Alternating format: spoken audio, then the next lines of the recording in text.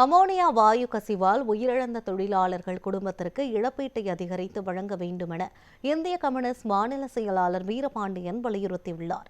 சென்னையில் செய்தியாளர்களுக்கு பேட்டியளித்த அவர், தொழிற்சாலைகளை முறையாக ஆய்வு செய்து தொழிலாளர்கள் பணி பாதுகாப்பை உறுதி செய்ய வேண்டுமென அரசுக்கு கோரிக்கை விடுத்துள்ளார். ஏறத்தாழ இங்கே 47 பேர் அனைவரையுமே பெரும்பாலும் குணப்படுத்துவதற்குரிய கடுமையான முயற்சியில் ஈடுபட்டு ஓரிரண்டு தவறினாலும் பெரும்பாலும் அனைவரின் உயிரையும் காப்பாற்றியிருக்கிறார்கள். எல்லாம் இளம் பருவம். மருத்துவர்களின் முயற்சி பாராட்டத்தக்கது, ஊழியர்களின் ஒத்துழைப்பும் பாராட்டத்தக்கது.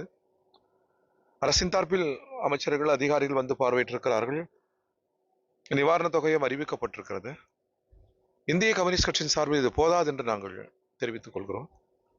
ஏழை மக்கள், கூலி மக்கள், அவர்களுக்கு இன்னும் கொஞ்சம் கூடுதலான மனிதாபிமான அடிப்படையில் கூடுதலான நிதி வழங்க வேண்டும் என்று தமிழக முதல்வரை நான் கேட்டுக்கொள்கிறேன்.